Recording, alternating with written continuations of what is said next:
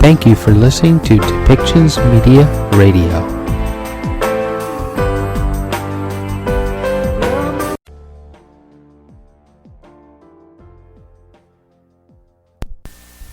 Welcome to Policy and Rights, the show about government policy and human rights.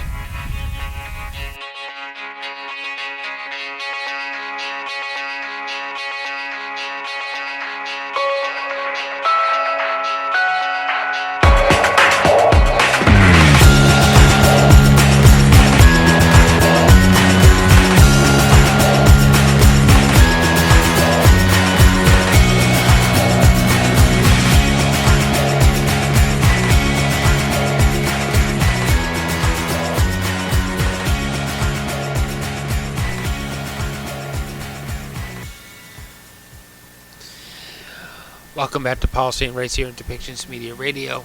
I'm your host, Michael Clogs. A report from the Associated Press that we found describing conditions between Armenia and Azerbaijan as there was a military action that in the Nagorno-Karabakh region of Azerbaijan that caused 80% of the residents to flee to Armenia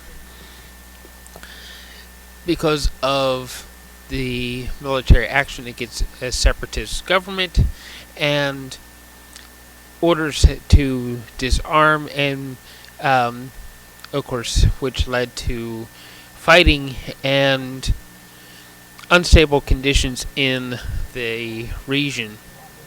Of course, we're going to hear from the United Nations on this as it has caused an unstable region with all the refugees crossing the border into Armenia, putting a strain on Armenian residents as they try to help those residents who are fleeing from the fighting. So, along with that, we're going to hear more about, of course, what happened, the Nazi being found on the Canadian Parliament floor, and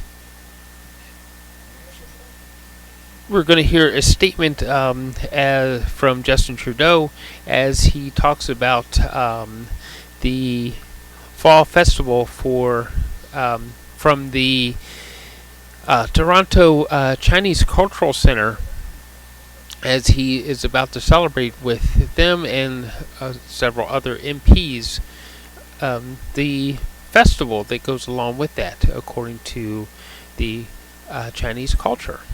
So, why don't we start off and we'll listen to Justin Trudeau and the MPs and ministers as they were talking about the process of finding a new speaker for the House of Commons and what all that actually means to them and how the procedure is going to push forward so that government can continue moving forward.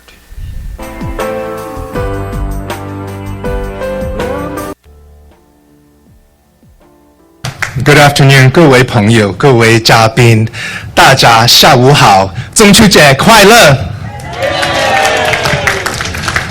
Allow me to begin by acknowledging that we are standing here on the traditional territory of many nations, including the Mississaugas of the Credit, the Anishinaabe, the Chippewa, the Haudenosaunee, and the Wendat peoples, and is now home to many diverse First Nations, Inuit, and Métis peoples. Today we are here at the Chinese Cultural Center of Greater Toronto in Scarborough North, the riding I'm so proud to represent as the Federal Member of Parliament.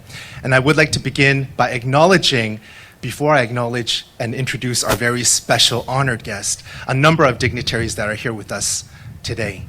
Minister of International Trade, the Honorable Mary Ng, Minister of Indigenous Crown Relations, Minister Gary Ananda Sangri, who was with us earlier, members of Parliament, Parliamentary Secretary Paul Chang. I was about to say his Hakka name because he is my Hakka brother, so I got the English and Hakka in my head. As well, Member of Parliament Jean Yip. And we have Ontario Minister of Seniors, Raymond Cho, and our local City Councillor, Jamal Myers. This afternoon, we are here to celebrate Moon Festival. And as everybody knows, Moon Festival is about togetherness, about family. And our honored guest has also brought his family with us. Behind me somewhere is Hadrian. Everybody wave to Hadrian. And this day is so meaningful for our Chinese community. Indeed, we have come a long way. Earlier this year, we acknowledged the 100th anniversary of the Chinese Exclusion Act. And so when we talk about the Moon Festival and the idea of perseverance, of family, of togetherness, and of gratitude for the fall harvest, the Chinese community knows what hope and hard work means. And when I put my name forward to run for Parliament 8 years ago, it was hope and hard work that brought the community together. I'm very honored to introduce you to the person, our leader, our Prime Minister, who has been at the helm of hope and hard work, who has continued to fight for each and every community across this country, who has done incredibly well to ensure that through the toughest of times, communities are well supported. And yet, there is more work to do. And I know that together, as we mark this wonderful occasion, we will always remember those incredible values of togetherness, of positivity, and of looking forward to the future. So with that, it gives me great pleasure to introduce to you our honored guest, the Right Honorable Prime Minister of Canada, Justin Trudeau.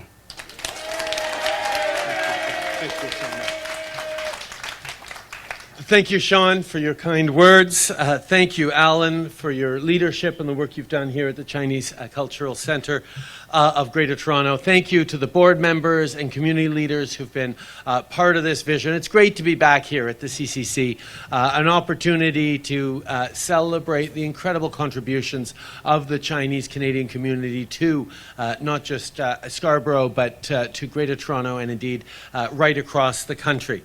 I'm very happy to be here at the Mid-Autumn Festival, and as Sean pointed out, I brought my little guy along because it's all about family, it's all about celebration, it's all about community. And that's a really important thing to be emphasizing right now, because we know we're at a challenging time in the world. Whether it's the hangover from the pandemic that we're all still feeling echoes of, whether it's the impacts of extreme weather events from climate change, whether it's shifting geopolitics and instability around the world, including Russia's illegal invasion of Ukraine, or whether it's just the cost of living with inflation still too high, grocery prices still too high, housing challenges, and interest rates too high. There is a lot of reasons for us to be pulling together as communities and rolling up our sleeves to help each other out. And that's what the Chinese Canadian community has always done. I mean, the Mid-Autumn Festival is a time to share meals with families, to reflect on the year before, but also look forward with optimism and enjoy some tasty mooncakes with friends and family. But really, it's a moment for us to recommit ourselves to this extraordinary country and the values that bring us together. The values of family, of community, of hard work, of building a better future for the next generation than the previous one did. And the fact is, recognizing seniors today for everything you have brought to this community, everything you've brought to this country over decades of hard work, is delivering that better future for next generations. But it's something that we have to not take for granted. We have to know that young people are uncertain about the future right now. We all need to make sure we're continuing to work together to secure the promise of Canada. that promise that every generation benefits from the hard work of previous generations to succeed even more, to build an even better, more prosperous, happier society. This is the challenge we all stand united in and reflecting on, and we know it's going to take hard work, and we know there are no easy answers to complex problems. But I also know, and this community is an example of it, that what we can achieve when we pull together, when we look out for one another, when we build that better future, is absolutely limitless. Aujourd'hui, à l'occasion du Festival de la mi-automne, on célèbre les contributions qu'apportent les Canadiens d'origine asiatique, particulièrement à la communauté chinoise canadienne, qui contribuent à tous les jours à un meilleur pays. So thank you, all of you, for everything you've done, everything you continue to do, and the strong future we're going to keep building together. Happy Mid-Autumn Festival, everyone. Enjoy the mooncakes. Merci tout le monde.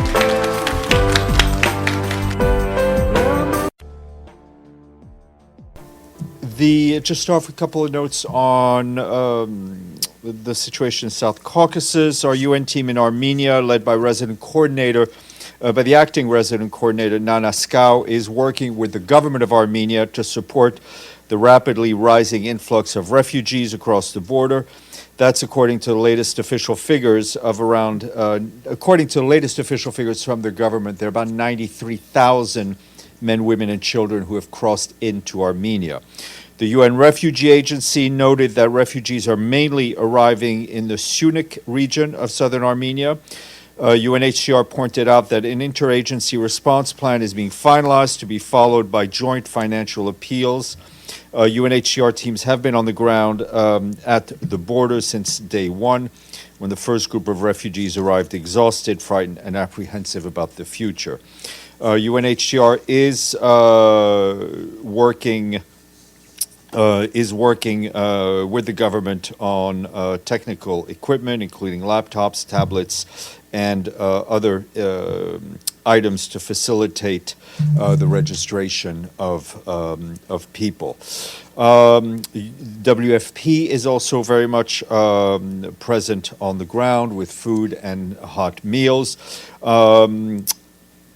And the UN Children's Fund has established a safe space in southeastern town of Goris, serving nearly 300 children every day, along with their parents, backed by humanitarian hub.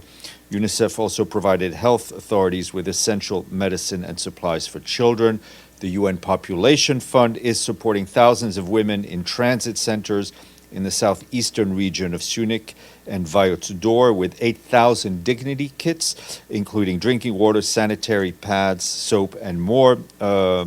Supporting health authorities, our UN team has now distributed 150,000 health kits to support the current number of refugees along with their host communities.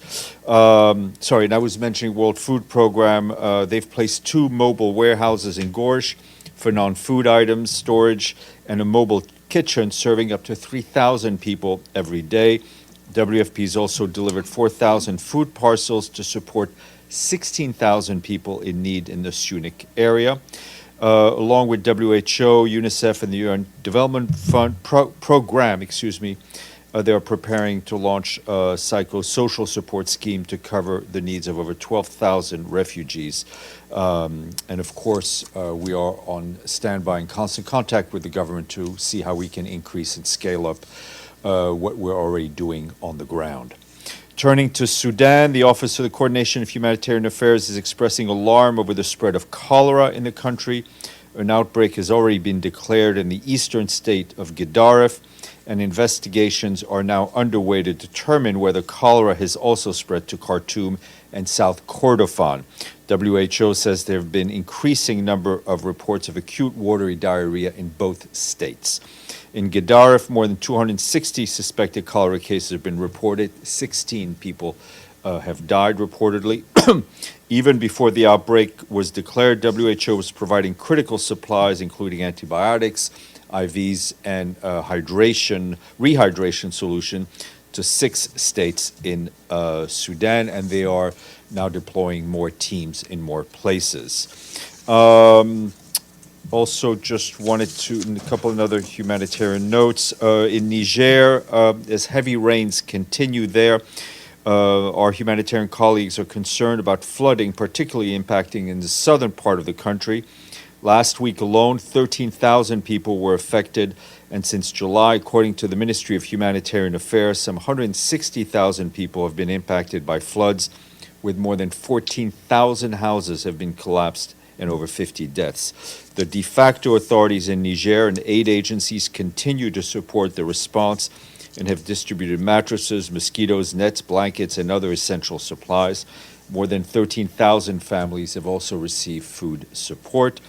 Humanitarian colleagues are warning that as major gaps persist, particularly in the areas of shelter, water, sanitation, and health. We're also working with communities on flood preparedness. And more is online.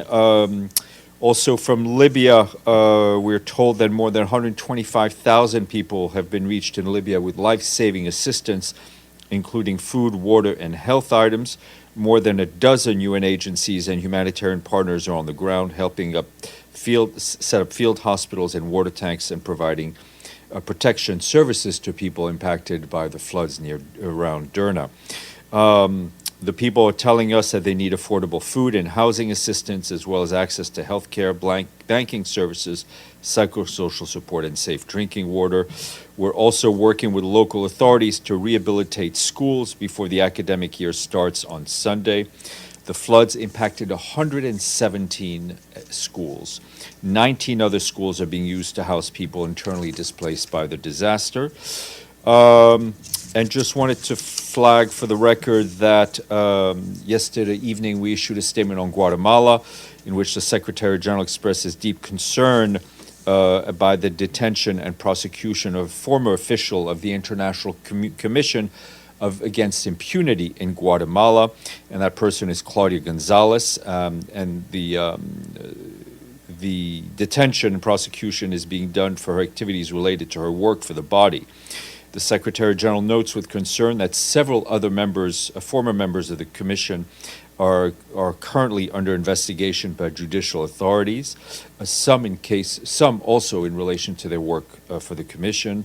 Since 2019, when the Commission closed, the Secretary General has received multiple reports pointing to the use of criminal proceedings as a reprisal against persons involved with the investigation, prosecution, and corruption of cases with the Commission. The full statement was shared with you. Turning to the issue around the Mediterranean, UNICEF today says that more than 11,600 children crossed the central Mediterranean to Italy without a parent or legal guardian. That's between January and mid-September 2023.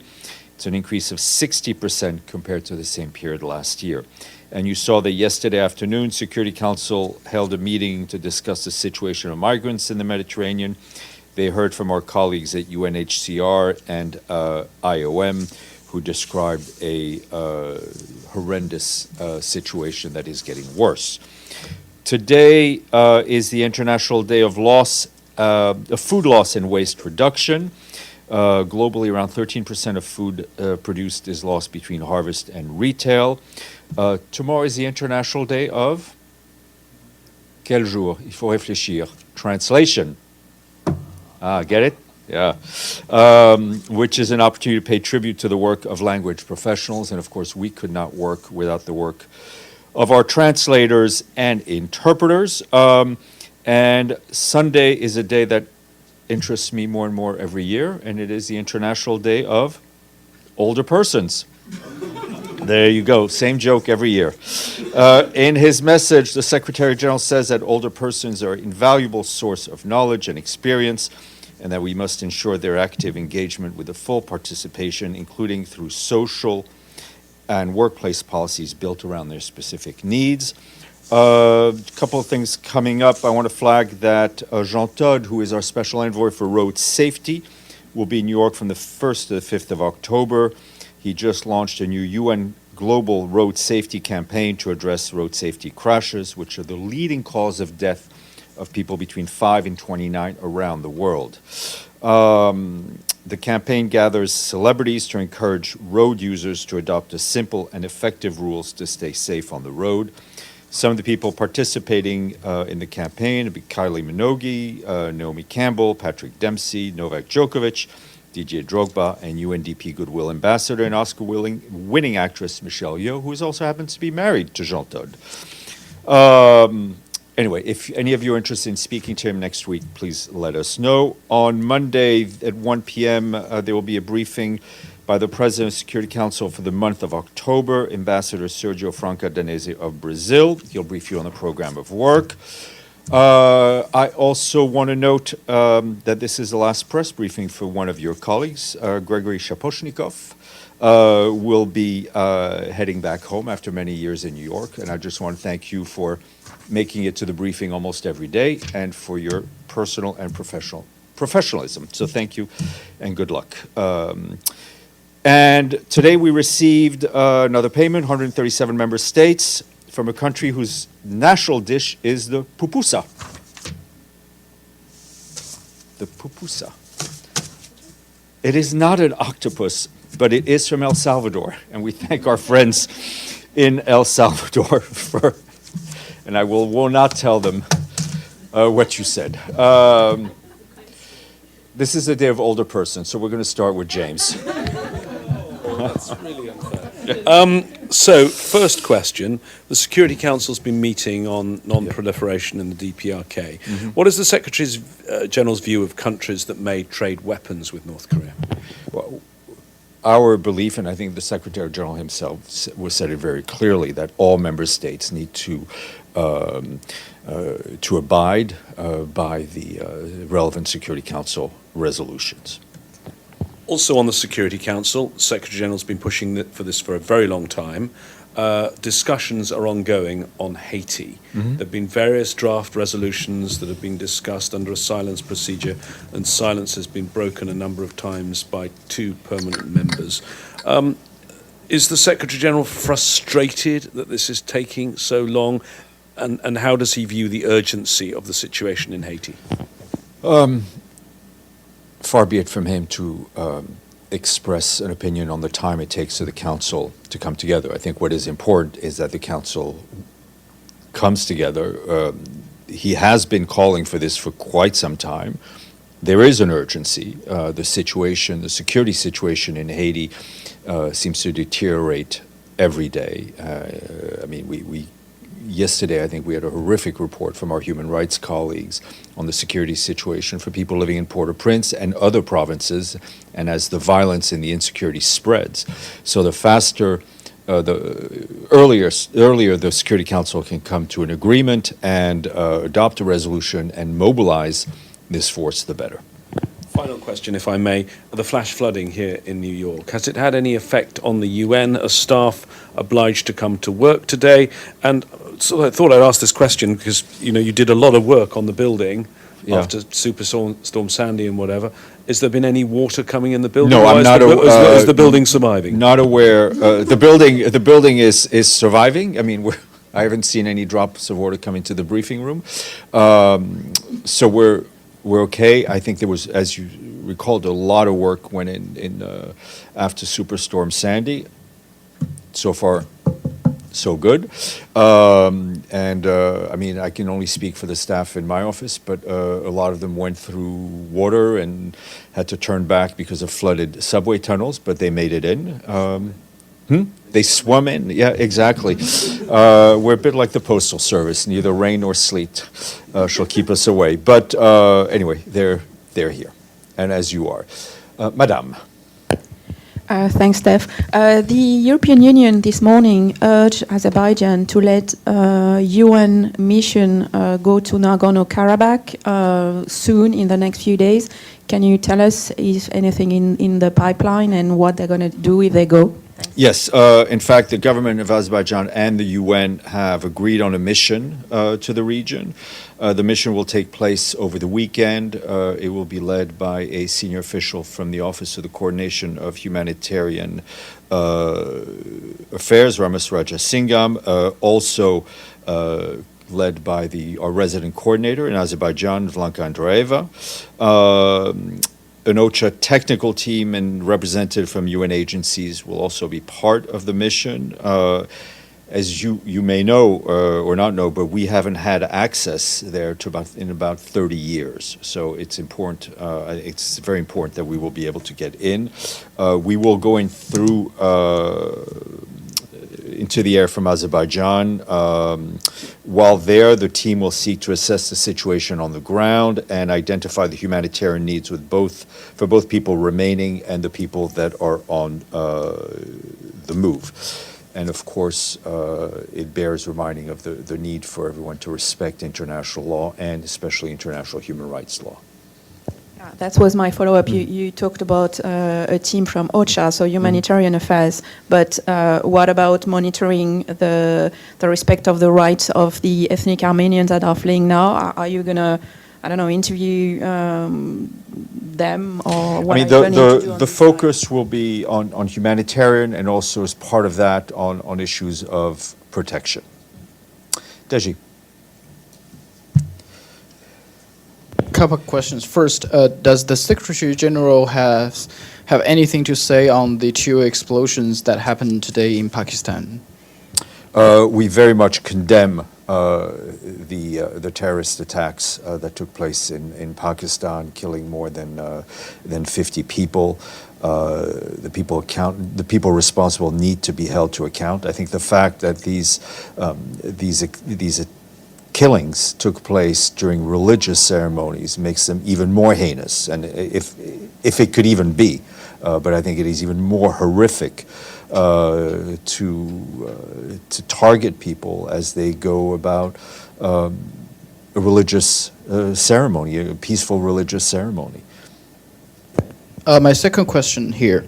The Polish Justice Minister today said that after investigation, they believe the missile that kills two people, Polish people, last November was shot by Ukraine. And he also said that during the investigation, the Ukrainian government is not cooperating.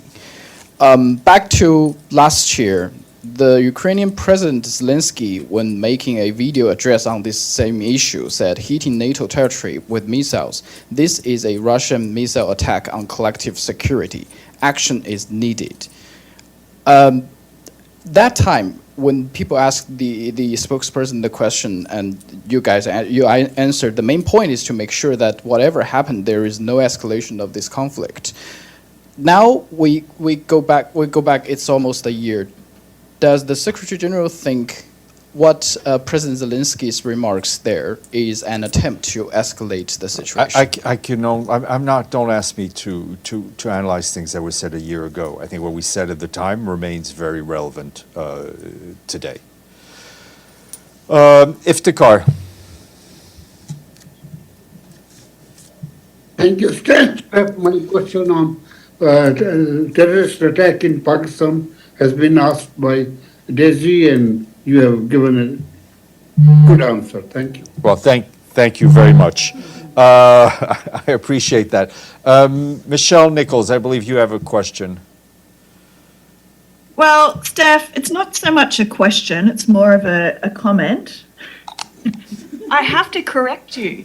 When you were listing all the people who've worked on the road safety campaign, you mentioned an Australian icon, but her name is Kylie Minogue, not Kylie Minogue. Well, she currently has a #1 hit album in many countries around the world.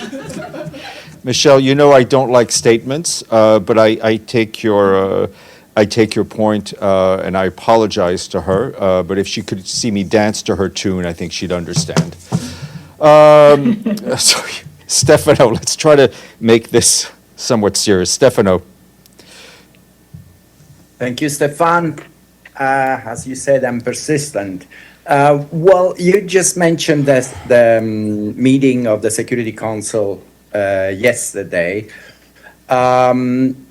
Yesterday, the Russian delegation, they actually asked for the meeting, and also the Chinese one, accused the European countries, the European Union countries, of using the resolution 2240 that was voted in 2015, actually not to go after the traffickers, but to go after the migrants. So my question is, does what the Secretary General think about that? And if he thinks that these resolutions, an upgrade of this resolution, should be approved, and in what way? I mean, if there is something that has to be changed or has to make sure.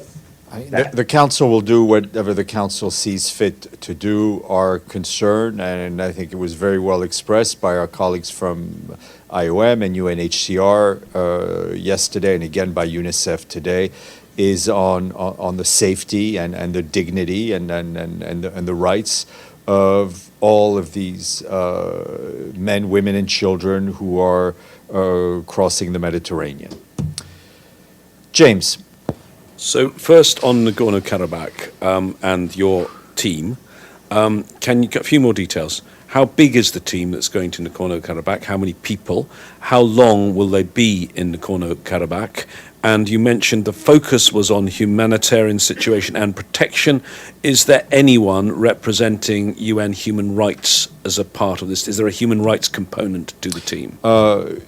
I know my understanding is that our human rights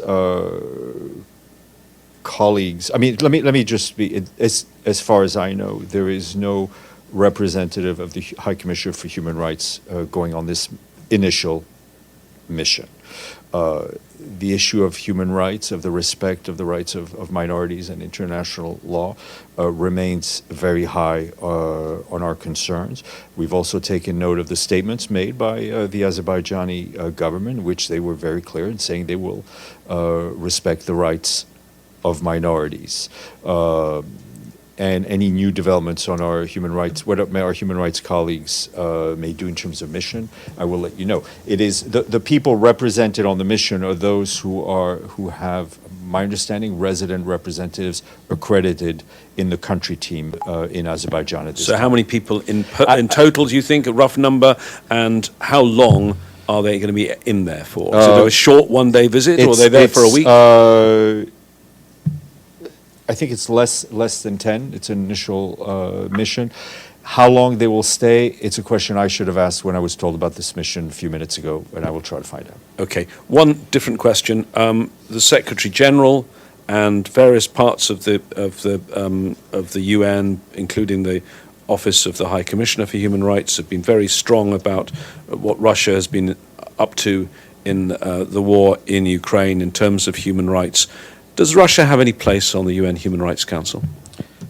Who has a place on the UN Human Rights Council is up to member states.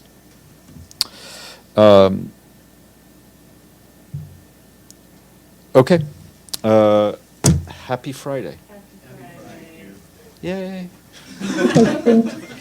Stefan, I have a question. Sorry, go ahead. Sorry, I didn't hear you. Go ahead, please. Okay, I raised my hand, but it's no problem. I just wanted to ask a question, a follow-up on the mission that you said will be deployed. Did you receive the invitation from Azerbaijan? And you mentioned that the UN did not have access for 30 years. What was the main reason for that? And just a few more on this issue. Is the UN informed about Azerbaijan's call to Armenians not to leave their places of residence and be part of multi-ethnic Azerbaijan? And does your team have any official records of maltreatment to the Armenians in the region? Thank you so much. Okay, so if you're a little muted, but if I understand the question, yes, the mission is going at the invitation and with the full support of the government of Azerbaijan. In terms of the people of ethnic Armenians who may stay in the area, as I think in my answer to James, we've seen the statements from the Azerbaijani government that they will ensure the full respect for human rights and international law for those people who remain behind, and that's it.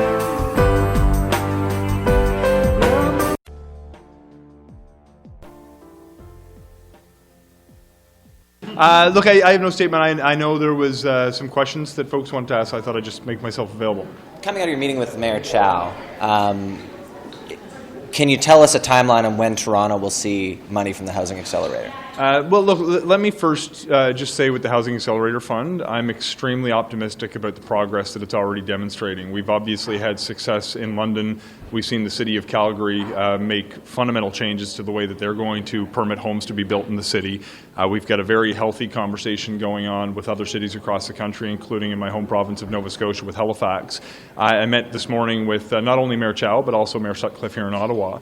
But I have to say, the meeting with Mayor Chow was excellent. We are pulling in the same direction to have a partner with the city who shares my ambition to grow the housing stock so more people can find a place they can afford is extremely exciting.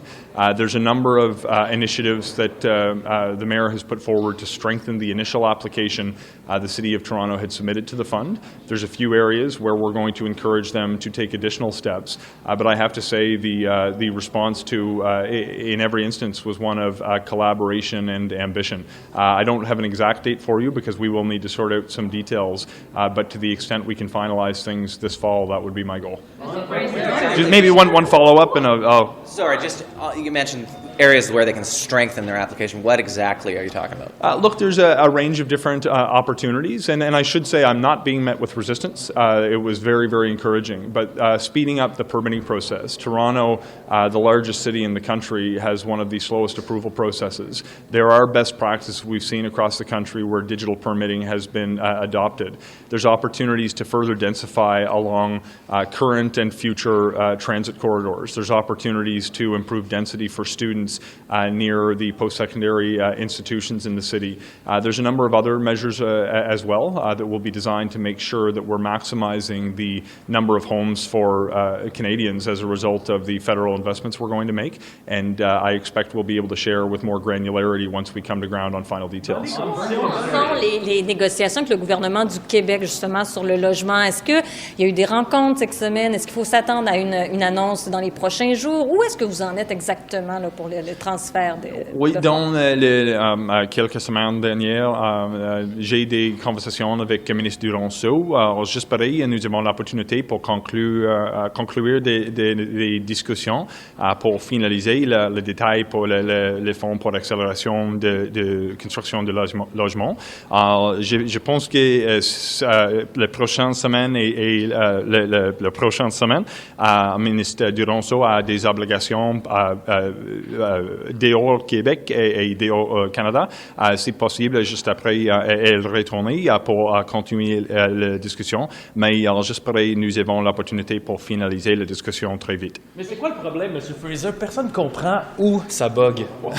Ce n'est pas un problème. C'est normal. Quand nous avons besoin de négocier une entente proche d'$1 milliard, c'est important pour assurer les fonds publics a fait une plus grande différence. Les bonnes nouvelles, le gouvernement du Québec, et le ministre Duranceau en particulier, a partagé la priorité de le gouvernement du Canada pour construire beaucoup de logements pour le Québec. Pour accélérer les processus pour construire des maisons.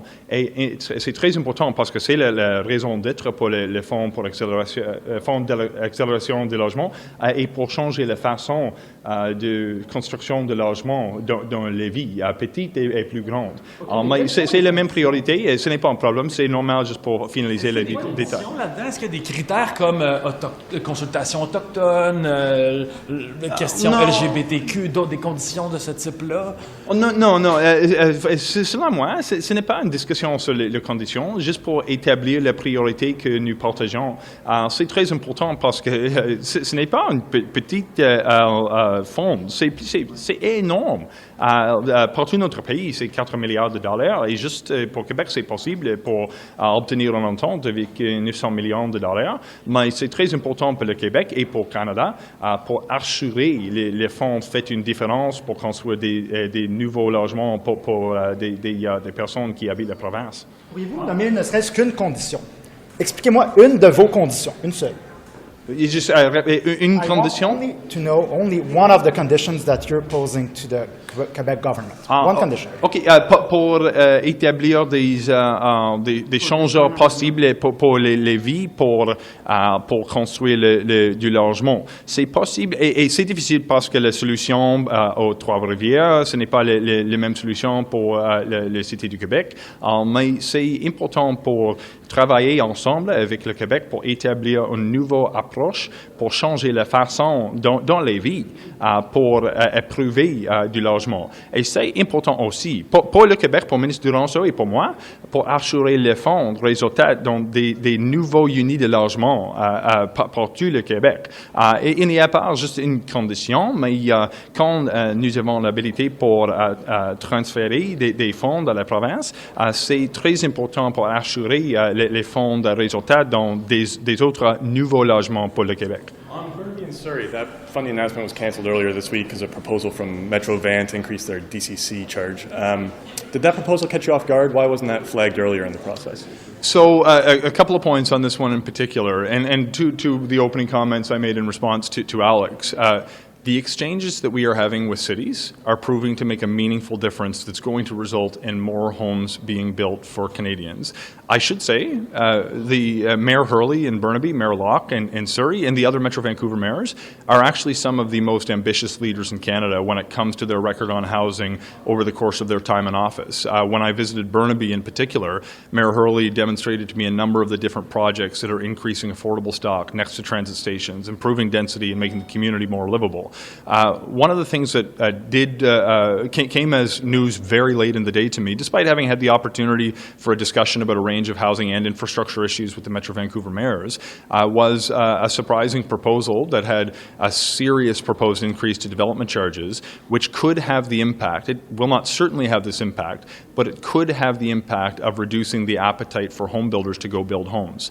If we're going to be advancing significant amounts of funds to different cities across Canada, we want to make sure that the result will be additional homes that wouldn't have been built otherwise. When we see the challenging financial landscape that builders are dealing with as a result of higher interest rates, as a result of higher supplies and materials, the cost of land in particular in that part of the country, we have to make sure the math works for builders to build. So we need to do our homework in light of the potential new proposal that could impact construction and rental construction in particular, to make sure that as we go forward with approval of funds, we're going to see additional homes. My goal is to get to a good place where we can use the Housing Accelerator Fund to support the good work they have been doing and will do, but we have to make sure that the result will be new additional homes and make sure that the landscape works to get those homes built. So was postponing the announcement meant to send a message to other municipalities that increasing the DCC isn't going to be acceptable? Not necessarily. The goal for me was to make sure that we weren't going to be putting funds forward that wouldn't have the desired result. My message, I think I've been pretty clear, though, to cities across Canada, is we want you to change the way that you're building homes. We want you to issue permits faster. We want you to densify from a zoning point of view, and we want you to focus on units that people can actually afford, near transit, near post-secondary institutions, near employment opportunities, near access to services. I actually was really excited about both Burnaby and Surrey, because you may have seen now there was an exchange of letters we had. They weren't cities we were asking to do more than they had already committed to do. They were some of the strongest applications in the country. This wasn't necessarily intended to send a message beyond the message I've been very deliberate in sending to cities. This was to make sure that we're actually going to get results for the money, and we have to do the homework in light of a changing financial landscape. Is there any timeline Burnaby and Surrey can expect a decision? We have to finish doing our assessment of what the proposed measure. Now, I would note that it's a proposal at this stage too. We're going to be engaging directly with the cities, their staff, the mayors. I have full faith that they want the same thing that I do. I believe we will get to a place where we will be able to support their effort. We just have to make sure that if we're going to put public money into their ambitious housing projects, that we're going to get the results that we believed we were going to get as recently as last week. Good? Okay. Thanks, everyone. What are you hoping to accomplish? What happened was horrible, but we can't change what happened. What we can do is take the steps now to start the healing, to make sure that what happened never, ever happens again. So I'm looking to conduct this study to find out how this horrific occurrence passed and to ensure that we can learn so that it never happens again. The speaker is not on the list of witnesses. I am open to other witnesses being added to the list. You see it as a long list of different agencies which would be invited in the study. I am more than open to having the former speaker and his staff be a part of that list and that study. I think you're suggesting that operations is not the place that it should be in Prague. Why are you bringing Prague is seized right now with foreign interference. Unfortunately, as a result of the activities that we saw last spring, we have the flexibility, the agility in government operations to turn to matters immediately as they arise. This is certainly one that we should undertake without haste. Given the former speaker says that he's the guy who's responsible, what more do you hope to get from this investigation? He may say that. He certainly did the right thing in stepping down, but we still don't have any insights as to the process. And I think Canadians, Holocaust survivors, the world needs to understand how exactly this came to be. Thank you. When events happen on Parliament Hill, you're told, hey, would you like to invite 3 or 4 people? Here's how it's going to work. Don't you already have that info? I can't speak so much as an MP. I will say, as a former diplomat, having had events at missions abroad, those lists are vetted extensively, both by mission staff and at Global Affairs back home. And as to what agencies they use, I'm not sure, but those lists are vetted. There is a process. Thank you. Merci beaucoup. Well, my lack of French and lack of popularity amongst my colleagues and the opposition might be barriers to me getting in. I love the place. I love the rules. It would be an amazing job, but unfortunately. Know who you're supporting it? I do. So. Are you gonna share? No, sorry, but there are some amazing candidates that are running. And could the Liberals countenance a Tory in the chair? So, it was disappointing to see. I do like Chris a lot, but it was disappointing to see what happened this week, and it seemed like a loss of control in the chair. So, it's a concern during question period and his ruling with respect to the Conservative deputy leader. That was very disappointing to see because it was a very clear violation of the standing orders. And so, if he wasn't going to stand up at that point before an election, I don't know that he'll be able to defend the standing orders moving forward. So, thanks so much, everyone. Take care. Do you know who you're supporting yet? Not yet, no. I mean, there's certainly on the Liberal side, there's some really good people there. And I've always liked Carol Hughes from the NDP. She's good people. But who knows, right? It's going to be interesting.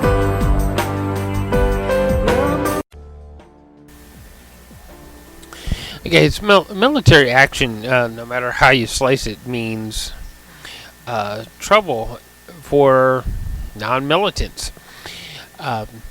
Even with all the rules of engagement that protecting non-civilian sites, protecting children, there, of course, is always going to be collateral damage, and a military action is far less than surgical. It's very messy, and especially when they're trying to round up an opposing separatist group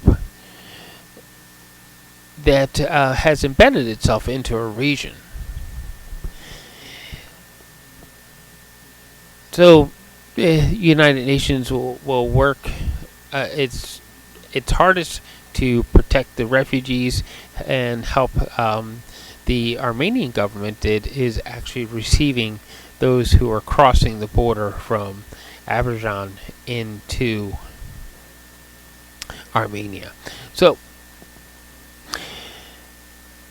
we heard, of course, Justin Trudeau is like, well, yes, he made his apology to the nation about what happened.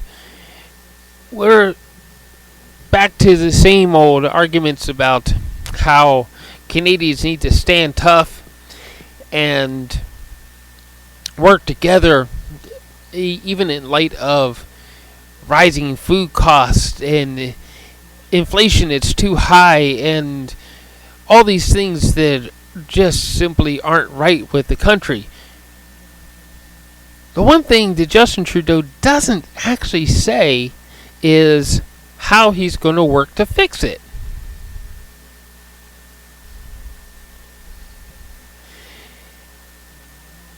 The high rate of inflation is, it's due to the actions that he took during the pandemic. Yeah, the pandemic was a scary time. We didn't know what was actually going to happen. Things were shutting down because of the spread of the virus.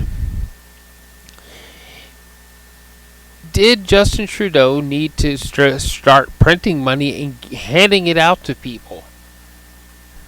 Was that really the best way to go? And in consideration that we're now seeing high rates of inflation, and we're seeing hardworking people working way too many jobs in order to make ends meet, which they're not really actually doing, because there's a lot of people out there that are in the lineups for food banks, and evictions from rental properties and everything are skyrocketing. The cost of a new rental in this area that we find our home office for Depictions Media, a one-bedroom apartment costing almost $2,000. Yeah, it's pretty bad. But if we're able to pay our bills, we stay focused on that, hey, we made it another month. Let's celebrate that. That's fine too. But when is the leader of the country, instead of saying, oh, it's really bad, start talking about what he's going to do to fix it? Talk about what the plan is to fix it. He needs to go out in public and talk about these things. What is it that he's going to do to fix it? It's like, oh, we've got your back. But how do you have my back when I'm struggling to pay the bills? You know, let's hear some more statements about what he's going to do to fix things, what the plan is, how we can stick together and work together to find a better country, instead of just saying that we have to. Give us some guidance to what's going to happen. What do we need to do? How's it going to get fixed? How is he going to take responsibility for the actions that might have caused the high rates of inflation, the interest rates to soar, and the Bank of Canada struggle to control those interest rates so that people can buy food, pay rent? Anyway, it just kind of out there that he doesn't really want to take responsibility for what is going on. So things in other parts of the world in comparison could be worse for us, and we need to all work together to find that peace, stop the military actions, work together to help those people who are in need or in harm's way to find safe havens, so that we all can find that safe place that is home. Thank you for listening today. You've been listening to Policy and Rights here on Depictions Media Radio, and find that subscribe button wherever it may be.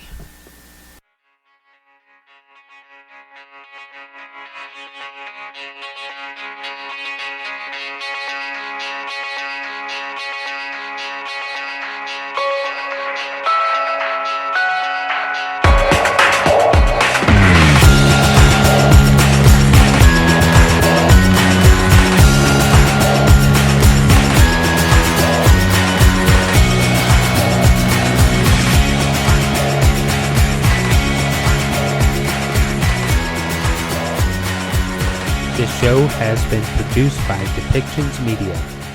Please contact us at depictions.media for more information.